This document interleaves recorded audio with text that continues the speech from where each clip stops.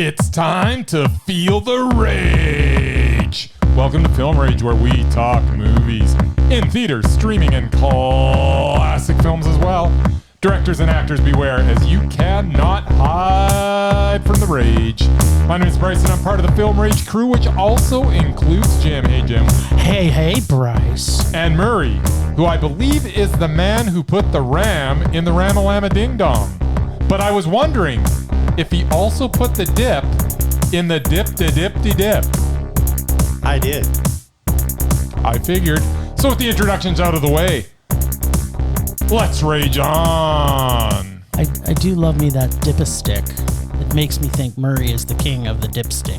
You mean the Dip-a-stick. dipstick? They used to dip the thing in sugar? You stick it in sugar, and then stick that in places that you want to be tasty. Wow. I just ate it. Yeah, well, hey.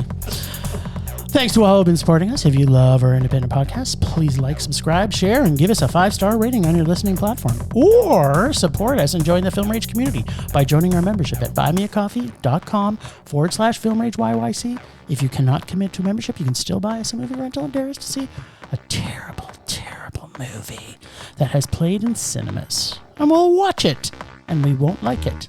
But you will make us do some terrible things. Now, let's get to raging, but first, here's a word from our sponsor. Hey, Bryce, what are you doing tonight? I'm going to my favorite cinema, Canyon Meadows Cinema, to see the best second-run movies at the best price. What? How inexpensive are they? Regular price is $5. Regular price is $5. Makes me hope they also serve pizza. They do, plus a lot of other great food choices. Plus, I'm planning my office Christmas party there. They can host a plethora of options for any get-together. Gaming, movie, drag show. Drag show? Now I know where I'm planning my next party. Hey, maybe you think there's a Liam Neeson or superhero movie planned? I hope not. But maybe there'll be a great independent documentary. Sure. Call CMC at 403-670-5444 to book a special event or go online at canyonmeadowscinema.ca.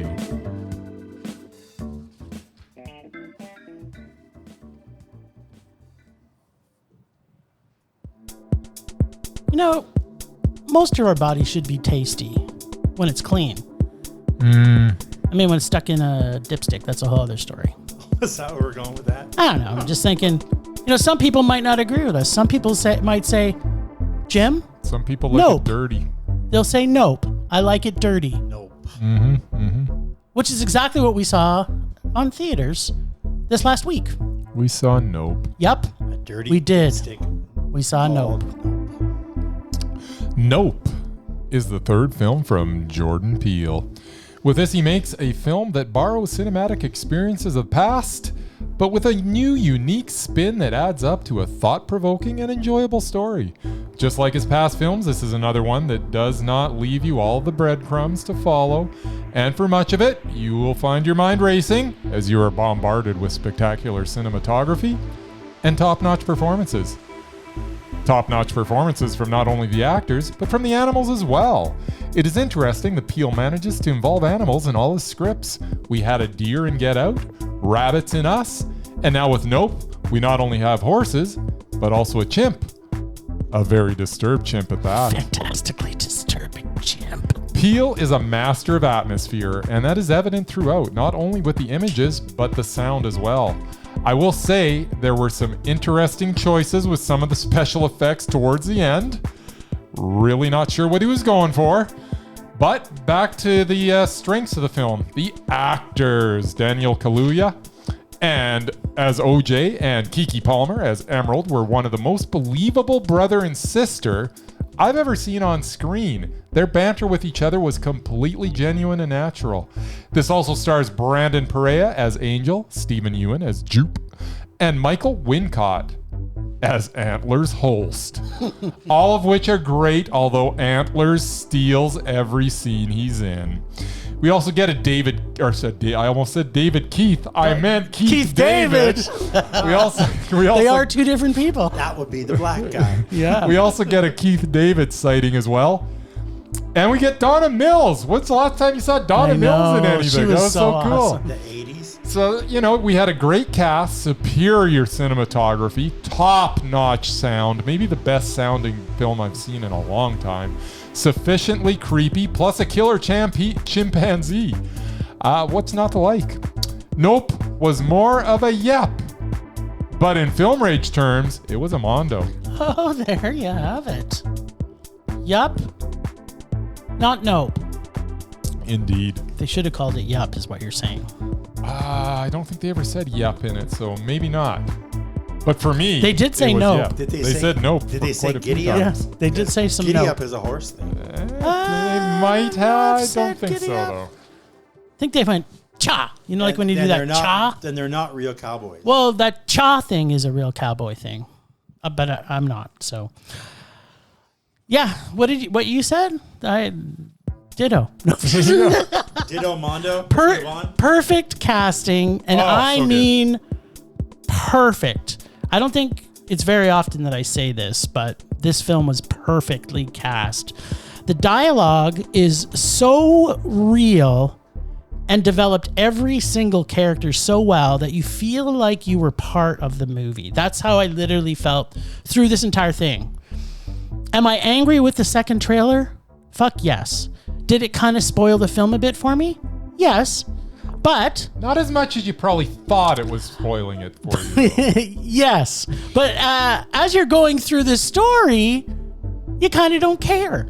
Sound and soundtrack, as Bryce said, was flawless and had a great Canadian artist prominently displayed for the whole world to So much re-enjoy Canada. again. And yes, I do wear my sunglasses at night. Yes. What? Yeah. Corey Hart. Corey Hart was in this movie. His song was in this movie. Yes. You can bet that there's going to be a 20 million In new fact, downloads. his song was a major part of this movie. Yeah, it was. It was the biggest part of, Of the all music part. Most of the Yeah. crowd probably didn't know what the hell it was. Well, they're going to. That's the thing. This is going to be good for Corey Hart. So think if Jordan Peele had a movie Sex Baby with two of the greatest blockbusters of the past, which include Jaws and Close Encounters of the Third Kind, Yep. then you kind of know what this movie is like. This sexy beast was destined to win over my heart. Create that alien shark sex baby and create a film that falls right into my favorite genre of things that eat people. And I am hooked. Everything in this seemed natural and real. Like you knew these people. Like I really felt when you said the brother and sister, it's like the dialogue, if it wasn't ad-libbed, was so well done. Like this is one of those movies that I just kind of want to watch again because I want to actually hear every single word that they say to each other. Yeah. Because it's just, I don't think I've ever said this. Like it's just, the writing in this was so perfect with that family dynamic. Yeah. Like you knew they knew what their past, present, and future of these people were. So in recap, characters that were fantastically created, music and sound created an atmosphere of tension and interest, and most of all, alien sex baby flying around eating people. Oh, and directed by Jordan Peele. So it's a mondo. But I have some unpacking, I guess I would say, and this may be more on the positive side than the negative side, but the film was kind of like the trailer where it kind of spoiled it. So as you're watching it though, because you kind of knew, like nothing was a surprise, but because you enjoyed the ride so much, Yeah, it was kind of like Nothing was a surprise, but it wasn't as straightforward and obvious as the second trailer made it seem. Yes. Like there was more nuances to it. Yes. And it wasn't just, they weren't just going, blah, here's the whole film. Yeah. I would have preferred if they just stick with this first trailer, which Yeah. was like the perfect trailer. It was the perfect trailer. And I wish I never would have seen the second one, but I wasn't as upset with it after seeing the movie as I thought I was going to be. Yeah, it has happened to us in the past where Oh yeah, We've there's seen been the so many trailer, trailers. and then Like, when we see the movie, the like, trailer was why'd actually I- the best thing about the movie. Why'd I go to the movie? So- Because the trailer was like 2 minutes and it was an action-packed, perfect 2 minutes. Yes. And the movie was that trailer, but stretched out to 2.5 hours. It was just and like it just did not hold No. water for 2.5 hours. And we've talked about this a few times in the last year.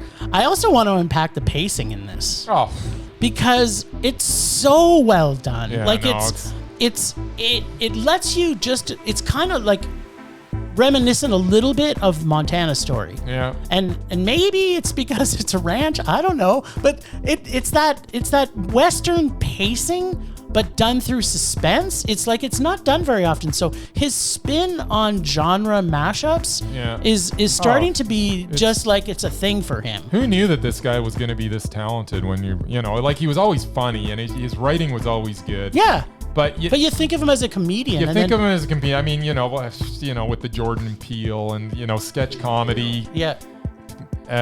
Sorry, Key and Peele. Jordan Thank you. Peele. I just said Well, his yeah, name you just twice. said Key and Peele. Yeah. You know, the sketch comedy was actually pretty brilliant. There was like, they would meld into that show every now and then some stuff that was kind of like this. Like Yeah. he always had that horror, Yeah. you know, edge to him because he would put some pretty funny stuff in there that was kind of creepy too.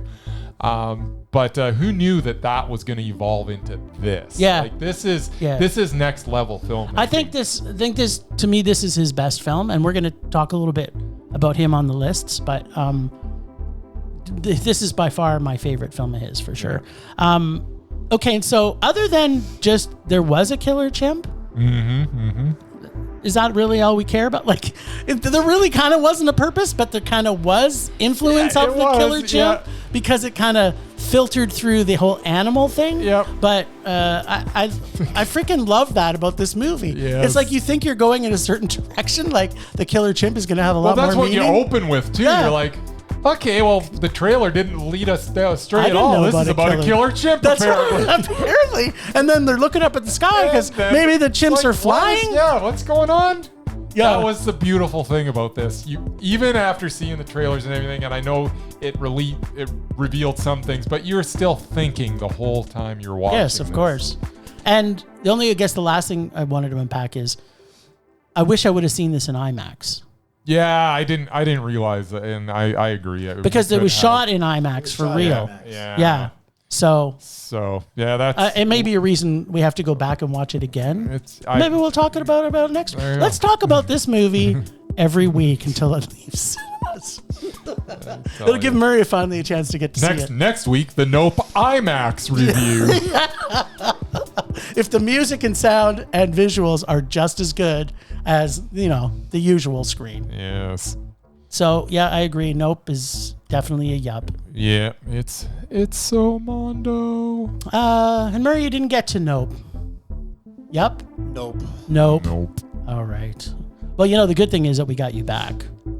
For sure. As they say in Nope language, in the saddle. Yes. He's back in the saddle again. Well, which is kind of funny because we're now transitioning to a movie that I don't think Bryce saw. I didn't. So I think I'm going to see it still. I believe it's playing at the Plaza next week. So at some point I'm so gonna try. the funny thing is that I'm the only one that saw everything this week. I guess so. That's hilarious. I know, right? I can't stop laughing about It's it. so funny. It's so funny. Yeah. Well, Friday, Jim scored a couple of tickets to Folk Fest, which I never been to before, downtown, and we got rained out. We did. Enjoying the music, but our little umbrellas weren't really helping, so we were getting wet. So I was like, "Oh, Eau Claire's Let's right sneak there. away and Let's see." go see a movie." And Yeah. lo and behold, this was playing. Leonard Cohen. yes. In case you don't know who he is, some And the people don't. movie's called Hallelujah. That's right. Leonard Cohen, A Journey, a Song.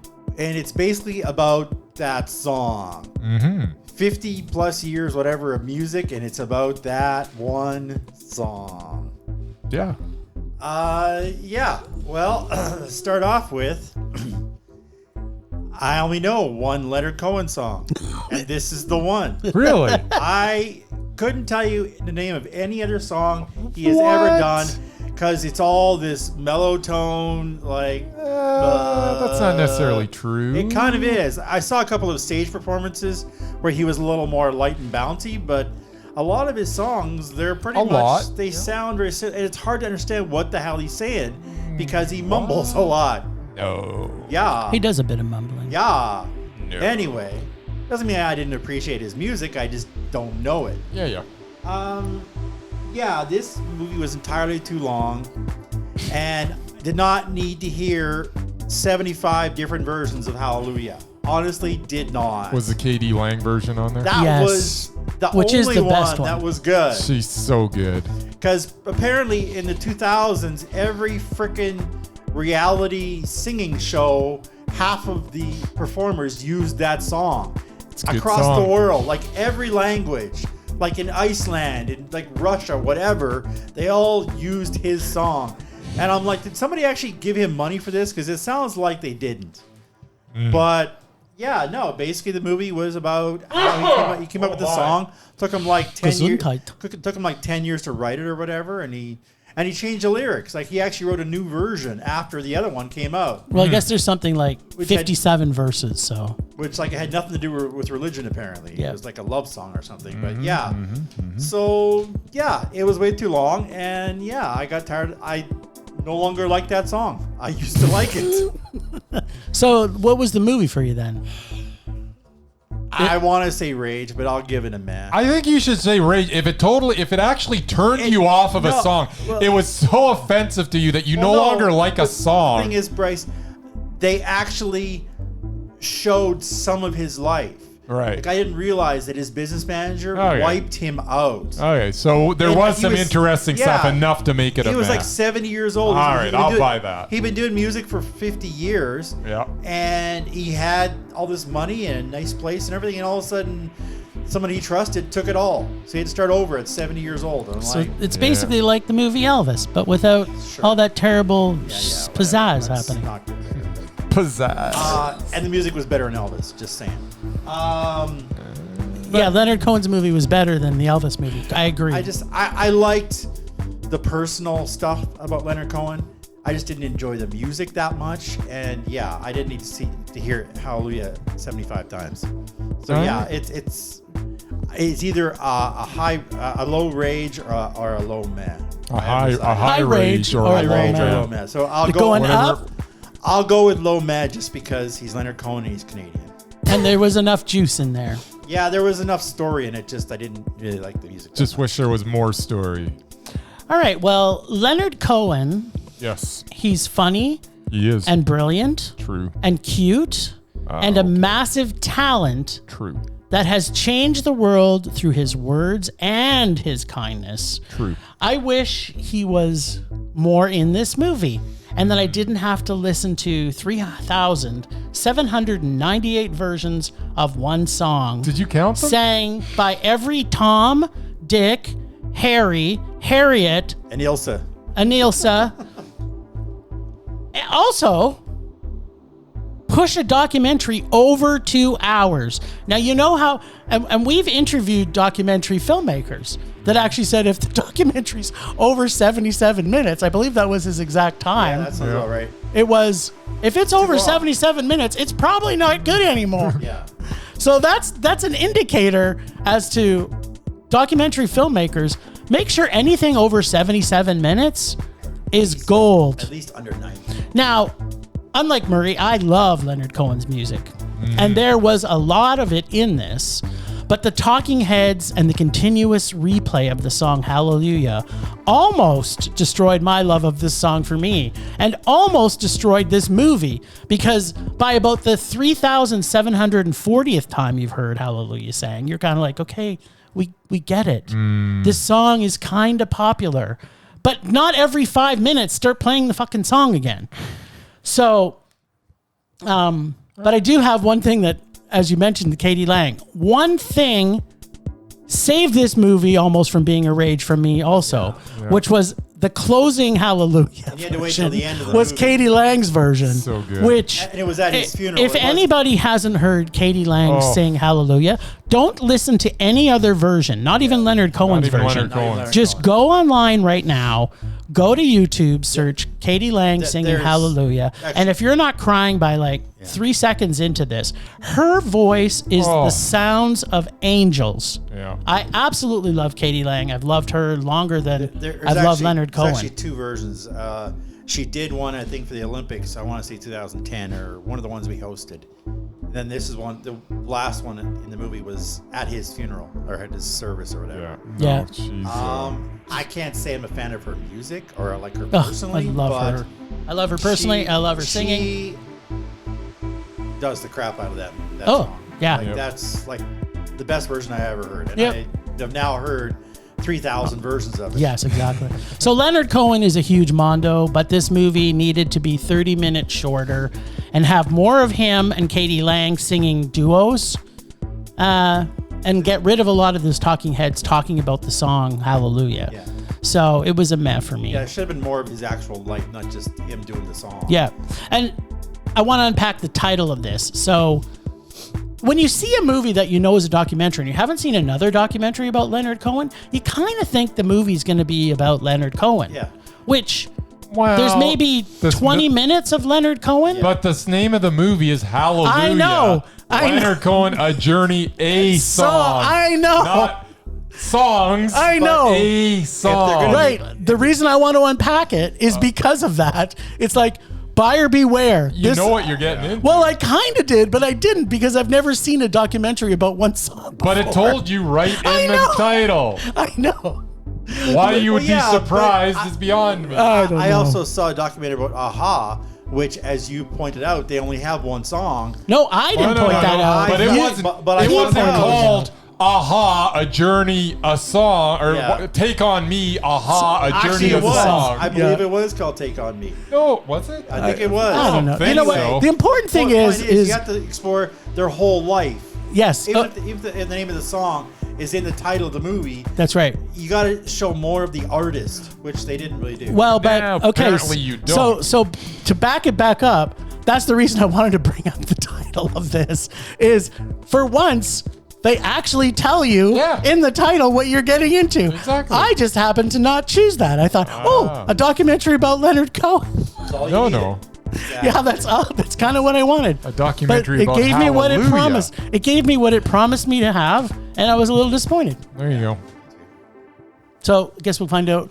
So next week we'll redo this episode, and Bryce will be able to talk a little bit about the Leonard Cohen talk, and Murray will be able to talk about Nope. Maybe. Maybe. You know what? It'll be like part of the Murman Minute. It'll be called the. You think? It'll be called the. Tell us what your review was. And how much I don't like Jordan Peele's movies. Oh, blasphemy! Wow. I guess we better. Well, Because I don't. Well, okay, but how many have you seen yet? We'll talk about it on the list. Done 3. Okay, wait. One. We're going to talk about that in a minute. All right. What else did we see?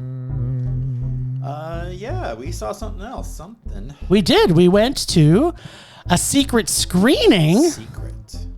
Top secret. Because Who presented that secret screening? This is the Calgary Underground Film Fest, our friends at who you can find at calgaryundergroundfilm.org and see everything they have. Their festivals are in April, and their doc festival is in November.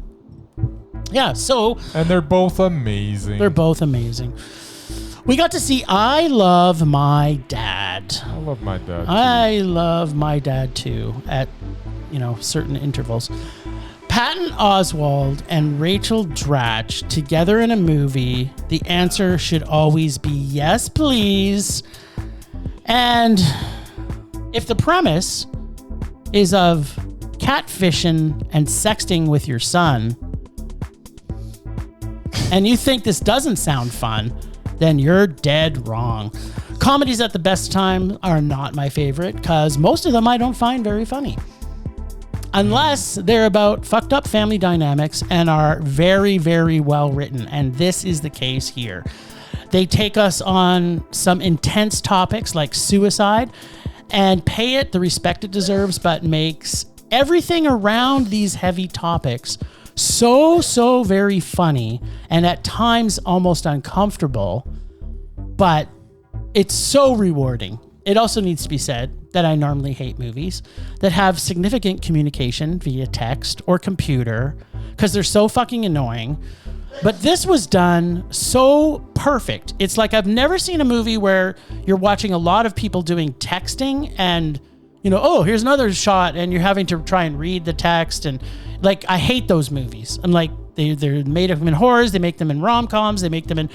This was done the best of any I've ever seen done because they actually, when they would start off showing that and then they would have the person appear beside them as if they were right with them. And so you knew who was with who based on who was texting and in the pictures. It was done so creatively and so fun.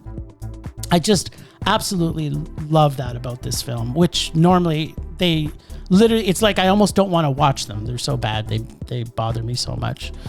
So not very often I say this dramatic non-rom-com buddy father-son relationship film was Mondo. Wow. Yeah, I love this movie. If I wasn't laughing, I was thinking very seriously about the dialogue and what was happening in the film, so I really enjoyed it. And what did Murray think? Well, you know me, I love Cuff. I don't always love their selection of movies because, like I said, weird things aren't really for me. And this definitely had an element of weird. What? There's nothing weird about this. Yeah. Yeah, well, for starters, I didn't really love my dad because he wasn't as nice as this guy, that's for sure. I don't know if he was that nice. But it's like the big problem I had was, he doesn't have a relationship with his son because he was never there. Mm-hmm. He never showed up to anything. He never even tried. And now all of a sudden he wants to be part of his life. Like, I would have said to him, screw you too. It's like, yeah, like my dad, like you're never there for my important moments. Why the hell would I want to be there for you now? So yeah, I appreciate him trying to get back into his son's life and stuff. But yeah, the sexting with his own son, that just creeped me out. That was awesome.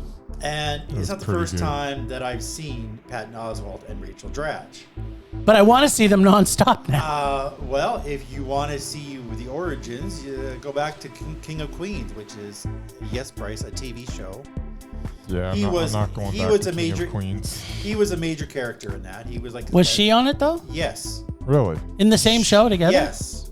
She played his weirdo girlfriend who worked at a Now I want to go back and watch this. But I didn't like her back then. I'm still not crazy about her. I love Rachel Dratch. Yeah, me too. But I do enjoy Patton Oswalt. I like his self-deprecating type humor because he's good at that.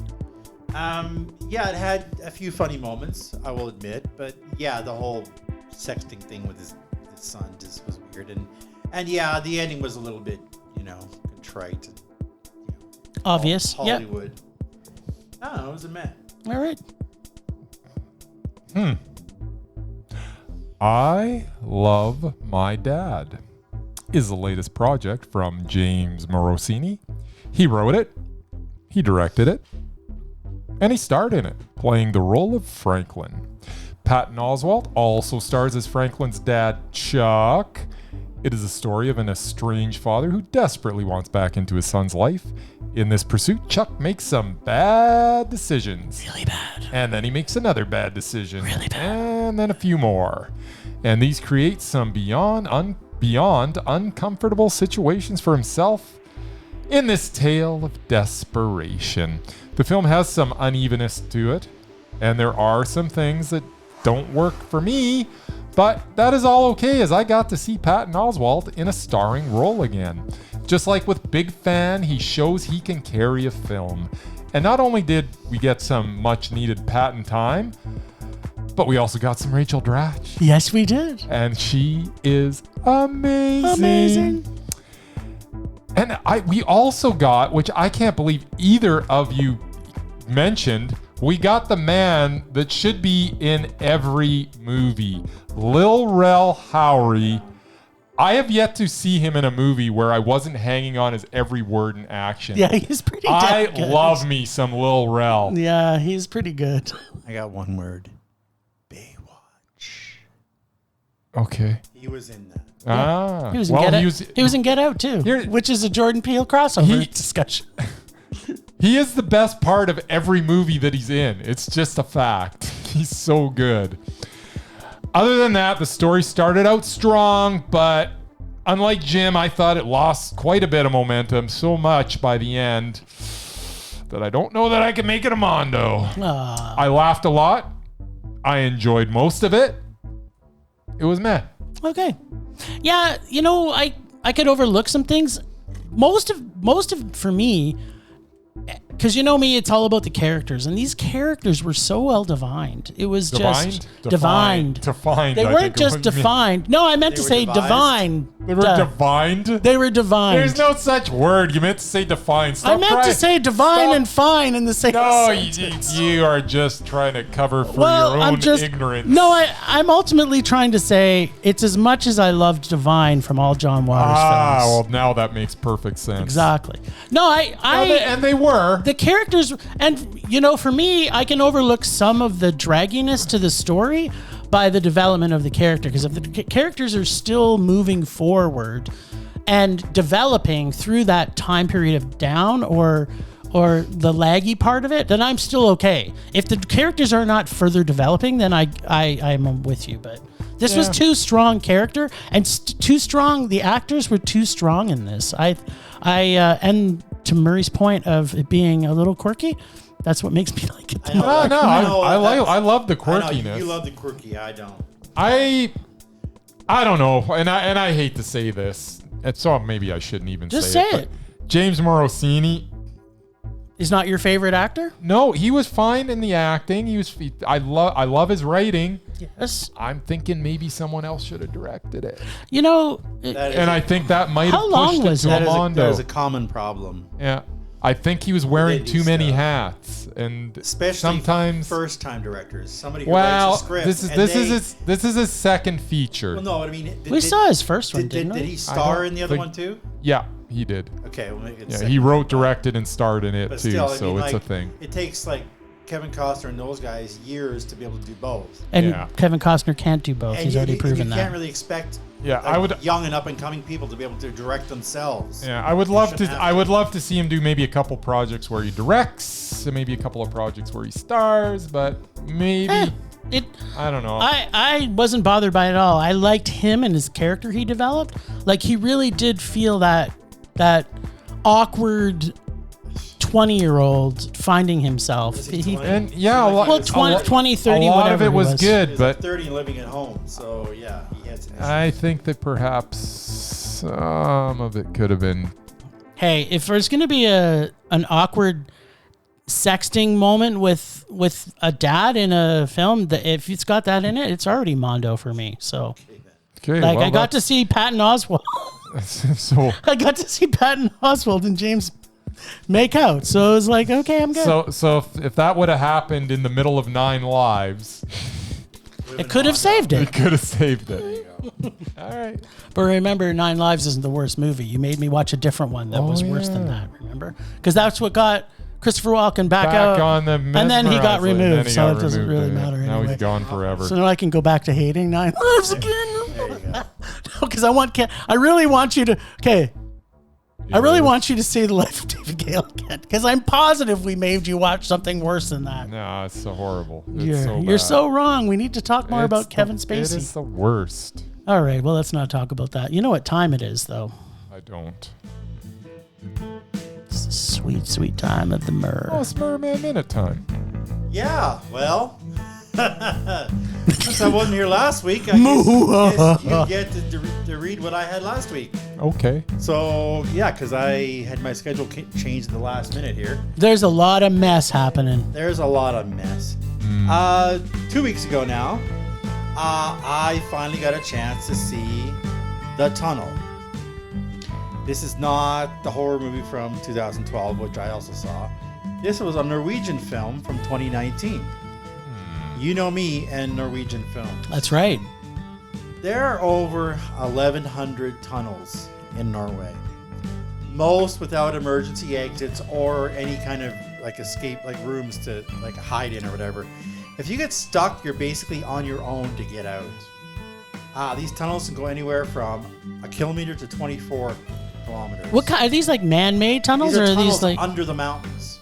So were they man-made by people? They're man-made. Like traffic drives through them. Like you've done it. You're talking about like an actual tunnel that you drive through. Okay, not just you crawl into this tunnel. No, it's an actual drive. Like there's traffic lanes. Oh, okay. But as someone who's been to Norway and traveled through some of these tunnels, I can tell you this film freaked me out a bit. They seem to go on for miles, and you might think I never see the light at the end of it. Like I was in a tour bus. Literally, it was 20 minutes underneath in a tunnel. In a tunnel. Whoa! And no lights. So was this a documentary about tunnels? No, it was a dramatic film based on incidents that have happened over the years. So it was based on real stuff. But. So it was a action, like a drama. Yeah, no, about it was a drama. Yeah, no, it was a drama. Like they were actors in it. It wasn't a documentary, but it was based on stuff that really happened. The plot of this film is pretty straightforward.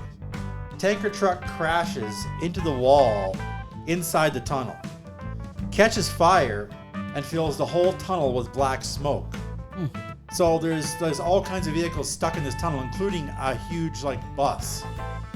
The leading man, who bears a striking resemblance to one of the Skarsgård clan, is heroic and worthy of his Viking ancestors. His name, Thorbjorn Har. Nice. Now, this film could have almost been a mondo based on the scenery alone. Like, Norway is it's so beautiful, even in the wintertime when this takes place. Add in a good disaster film and, well, still not quite there. It was kind of like that rock film San Andreas, except in a tunnel. Okay. I like this film a lot. No big surprises, but still pretty suspenseful. But the only thing I found kind of ridiculous was, spoiler alert, the actual rescue team sent in by the government to basically just stood around outside the tunnel. Sounds like government employees to me. While the ordinary people drove in with their Toyota Priuses or whatever and rescued people. They actually drove into the tunnel, into the black smoke, in these tiny little 4-cylinder cars and brought people out. Meanwhile, the rescue team is standing outside by the fire truck. Nice. That was kind of dumb. But apparently this was based on real events, so great movie, just a high meh. Nice. The Tunnel, or Tunnelin. Yeah, sure. Tunnelin. Or is it Tunnelin? I don't know. Is that the right Norwegian Tunnelin? Unfortunately, I'm not fluent in Norwegian. Yeah. I'm trying to do my best Norwegian accent. You sound Italian. That is sweet. That's a spicy meatball. No, That's a spicy that was tunnel. Swedish, and that's an insult. Oh, right. Any Norwegians listening, please Yes, you send us the apologize. proper enunciation of Tunnelin. Sure. Anyway, yeah, so it was good, but I watched it like 2 weeks ago. Norway fun. With them. Norway fun. Temperature rising. Vision blurring. Rage taking over.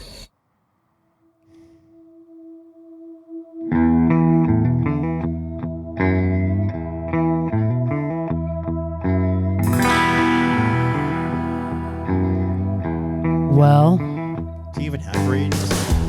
I should have a lot of rage this There week. was a lot of Mondos.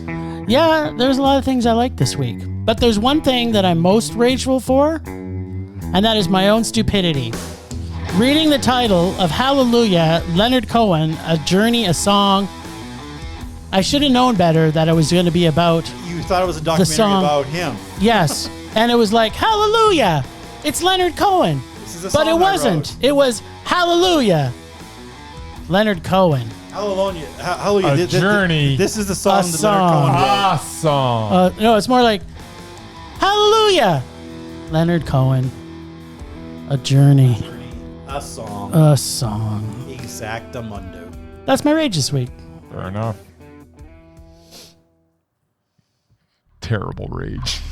It's because he's giving out Mondos like candy this week. There was so much candy flowing out of my rectum. Let's see. Felt like the Easter Bunny. We'll have to have a vote. Whose rage is more half-assed this week? Jim's or mine? All right. So my rage this week is there's not enough Lil Rel Howery. He's the best part of every movie he's in, and I need to see him more. That's my rage.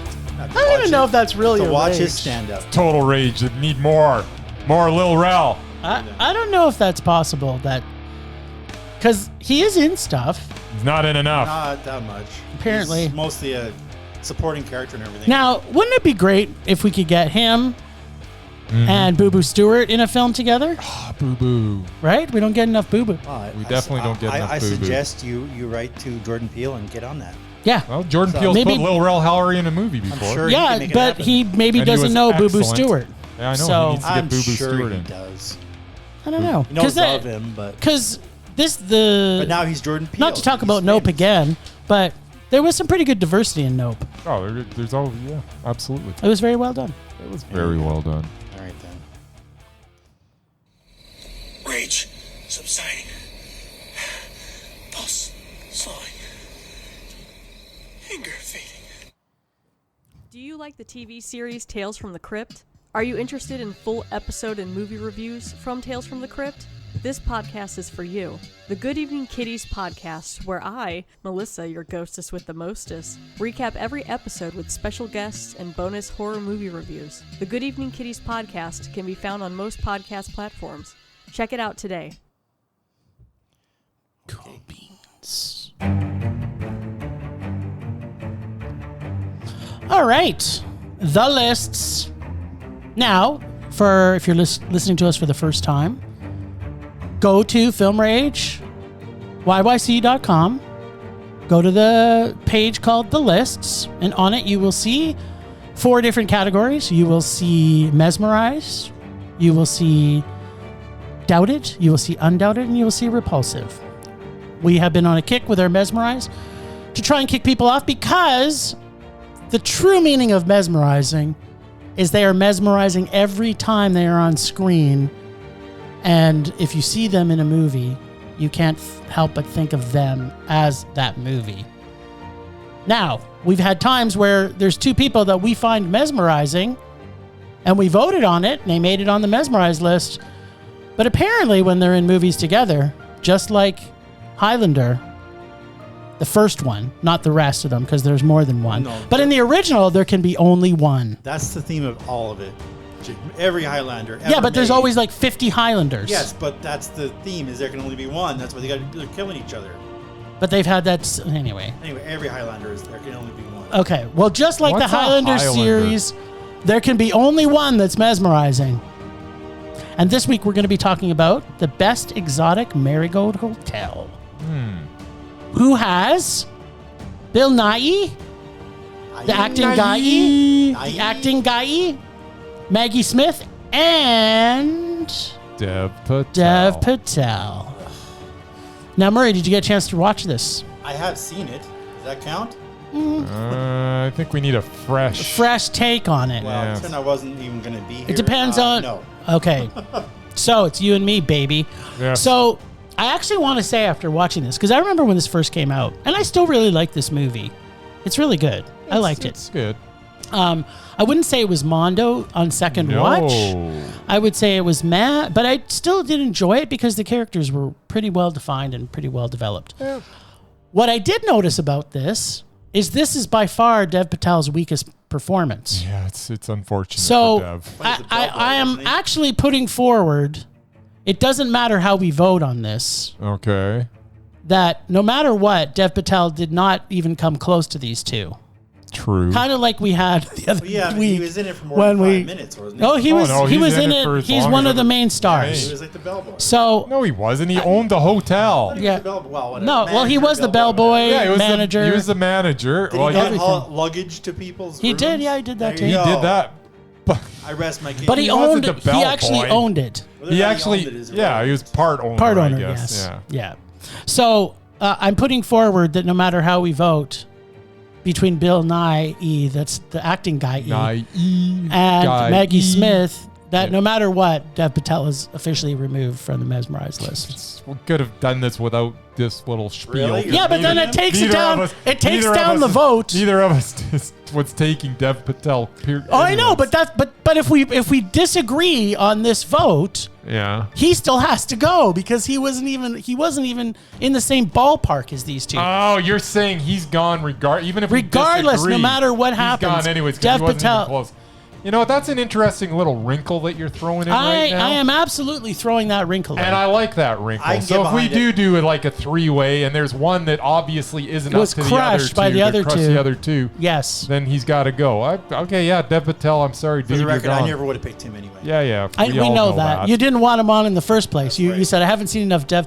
I am almost quoting you directly. I haven't seen enough Dev Patel movies to know if he's mesmerizing, but I will trust you, which we appreciate it when you trust us. Did I say I trust you? I didn't know if you I did, said that. yeah. You said, I think trust was used. I just know the movies I've seen him in I didn't like, so. I think he more said, I haven't seen him enough in enough movies, so whatever. Yes, that sounds like me. Nice. Okay, so unfortunately, we said, great, he's on. Unfortunately, Dev Patel, as much as I love you very deeply, and will always think you're mesmerizing in my heart, but in logic and truth, you are truly not fully mesmerizing. It is. Yeah. All right, well, that leaves us down to Maggie Smith and Bill Nighy, the acting guy. So, count of three. Well, just a second before we go on with that. It's actually interesting that not only were they in it, but two former Mesmerized in Tom Wilkinson and Judi Dench. I mean, this was a true battle of the Titans. Yeah. But those two... If one of those would have outshone everybody, then I guess everybody would have been gone. But they're not on the list anymore. But they're not on the list anymore. But if they out-mesmerized... I don't remember taking them off. Then I think everybody should be gone. So if I watch this movie, I'm like, I'm sorry, Tom Wilkinson was the most mesmerizing in this. And the fact that he's already gone off the list... See, I didn't find him the most mesmerizing. No, I'm not saying that he is. But you said if he was. If he was. Or if Judi Dench yes. out-mesmerized them, then I think that's another caveat to this whole thing. Well, yeah. They would have to, then everybody's gone. We brought that up on a previous film. That's why we lost Christopher Walken and why we lost Wilkinson before. So, yeah, I would agree. At any rate. Neither one of them was better than these two. 3, 2, 1. Maggie Smith. Damn you. Well, he was the most mesmerizing. No way. I wish his by far. I wish his character had a slightly different arc, but subtly and truly, like when you think Bill Nighy, you think of him, really stealing the scenes, not in a subtle way, because usually he can be very subtle. He can be, but more often than not, he's in other roles. He's kind of not over the top, because he's never over the top, because he's always reserved, but he's reserved in a way that's almost flamboyant in the roles that he's in. Yeah. And in this one, he was dialed back so much. He was, and I don't get me wrong. And he subtly stole every scene he was in. No, he did. I couldn't, Maggie Smith could just look at the camera, and I was fucking melting. No. There were scenes with her and him in it together. She was great, and but there were scenes where they had the whole Breakfast Club shot, and where she was, and I'm just like, I can't even look at anybody else. And I couldn't look at anybody else but Bill. So I guess they're both on. I guess still. they stay. All but right, the good thing is we lost one. Yeah, we lost one anyway. Good thing for you guys. That's right. And then there was 2. Plus the other 400. Yes. It's not 400 anymore. There's 40. There's still a few. There's a lot. So, okay, I just wanted to bring up Jordan Peele. Okay. So that we could at least start it out. I mean, we know he makes one movie every 3 years. So it's going to take 21 years for us to get 8 films. Yes. But we just wanted to make sure that we had it done. So the question is, which is the movie that you have seen him do? Was that Get Out? The last one. Nope. Us? No, the one before. Yeah. Us. That one. Okay. I didn't like it. Was it a rage, or was it just a meh? It wasn't a rage. It was a meh. I didn't like I didn't like the ending at all. All right.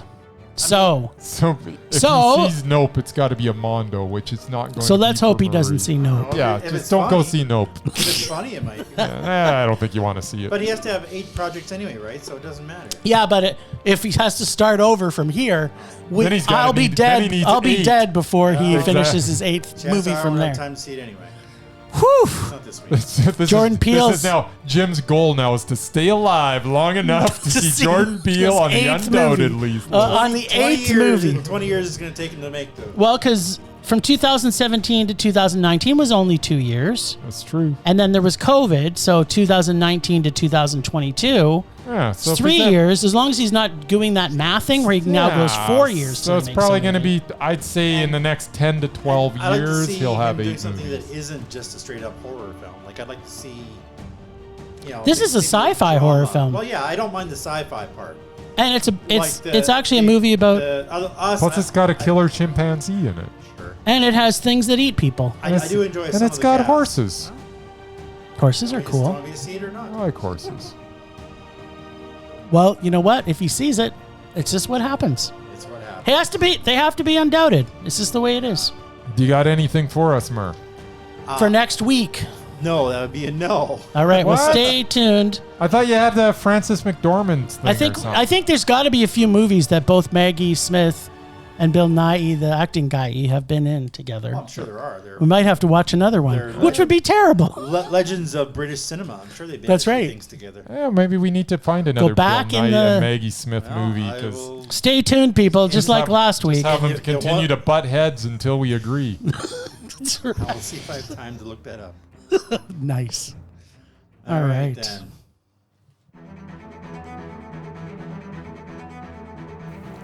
Last week on Rage or Dare, Bryce excitedly pulled the only film from the blockbuster shelf in the little-known genre of action, adventure, drama, thriller, western, with the 2001 film Texas Rangers.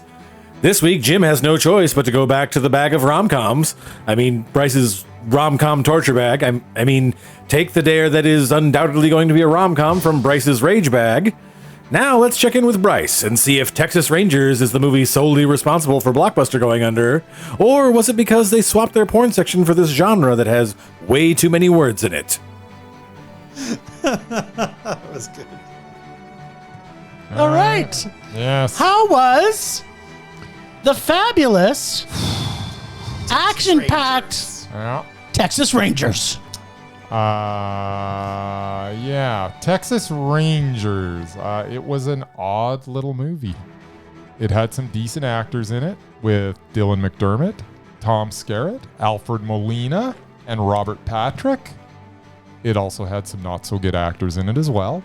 A young Ashton Kutcher must have walked off the set of that 70s show and was unable to turn off his inner Kelso. Kelso in 1875 Texas was something to behold. But he was not the worst thing in this. as What? We had to listen to James Vanderbeek do some strange, inexplicable accent in a half whiny voice for the duration of the movie. That in itself was enough to make me rage. I don't know what he was shooting for with this accent. I don't know what the direction Was it as bad as Tom Hanks doing? It was worse. Elvis's. It was like, what are Stepfather? you doing? Like, I don't understand. But this film had so much more rage to offer. What? For a grand big budget Western, there was little script to work with. Like, if you're going to spend this kind of money on a movie, like, shouldn't there be a script that makes sense? And there was like no energy to this Western movie that's supposed to be like high octane. There was none. There was no energy there. So, okay, was there action? I guess, but not really. Was there adventure? No. Was there drama? No. Was there thriller? There was nothing thrilling about Was there it. anything Western? There was, yeah, it was a Western. It was definitely a Western. So of the 1, Other than 2, the fact 3, that- 4, 5 boxes, Other than the fact that Kelso from the 1970s was in it. it but- didn't offer comedy in this. That's Oh, not it part of the tried. genre. It tried. It's not part of the genre. Oh. Really? That wasn't in part of the genre? No, it's only. Because it they only were going for a lot of laughs. It They was missed action, miserably. adventure, drama, thriller, Western. They had the Kelso and they had the Dawson. Yeah. How could it not be comedy? Yeah, it was bad. Was this Maverick bad? I don't mean like Top Gun Maverick. I mean Maverick. Well, nothing's I liked Top Gun Maverick. Maverick bad. But was this Maverick? I was- love Maverick, which is why I'll never get You you, like guys both to watch Mavericks. It. No, This I was- mean the Western Maverick. We Yeah, this watched was- it already. This was worse than Maverick. I was dared to see it. By me? Yes. I don't remember that. You'll go back in I time. also had to see it. We both had to see it that week. Lucky us. So, Leander McKelly, played by McDermott, as he was dying, said, "When they remember us Rangers, let them remember us not as men of vengeance, but as men of law." and justice. Dun, dun, dun. That is quite optimistic, as I reckon I won't remember any of them Rangers, but I suspect I will remember that Texas Rangers was a rage. Oh, sweet Jesus. You know who was a Texas Ranger? Tommy Lee Jones. The Lone Ranger was a Texas Ranger. Really? Oh, That's the original Texas Ranger. Nice. Saying. that's exciting. What's his face? The Kung Fu dude who was his sidekick. And numerous baseball players. Kung Fu guy Tonto. There have been thousands of Texas Rangers that play baseball. That's true also.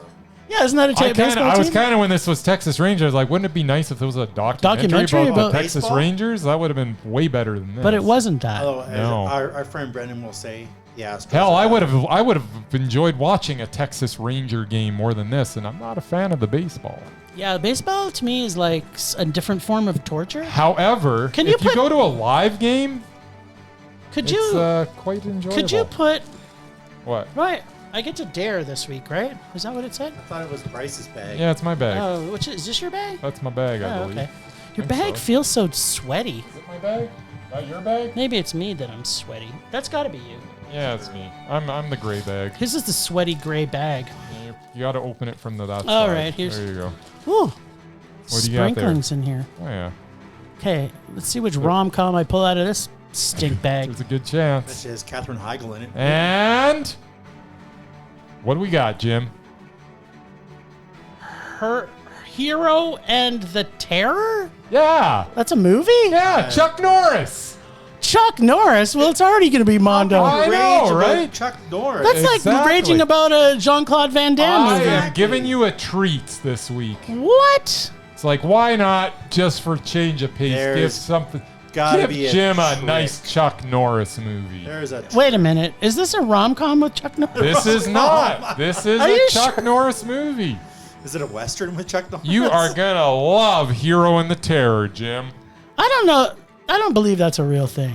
It's a real thing, And it's got Chuck Norris. and it's got Chuck Norris. And I can get this. You can definitely get this. This is from 1988. It is. That was the Chuck Norris era. And this one has 4 different genres. Yeah, what are they? Action, crime, drama, thriller, and rom-com.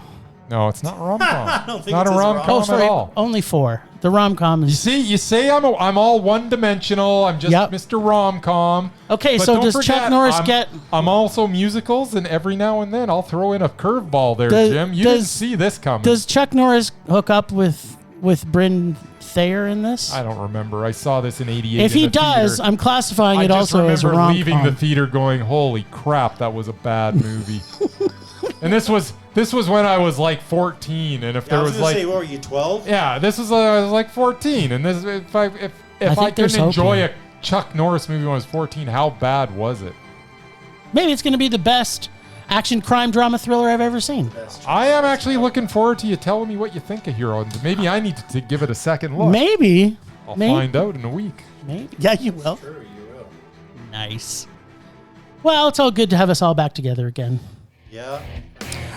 Well, thanks, Ragers, for listening. Thanks to Extended Film Rage family, who you can find in our show notes, because we have super, super, super awesome show notes that Bryce puts his fingers to the bone typing every week. Thanks to Casey from The Nerdy Photographer, who does the voice of Rager Dare, and we love him so much. Find us on social media everywhere at Film Rage YYC. Check out everything Film Rage at filmrageyyc.com, including our merch site for Redbubble and TeePublic. We are always wanting to make this a raging blast for all listeners, so please comment, like, and subscribe, and send us emails to filmragecalgary@gmail.com. Dare us to see terrible movies to fuel our rage, but no matter what you do, please, please, please, please make us rage. That's it for this week. Rage on! Rage on.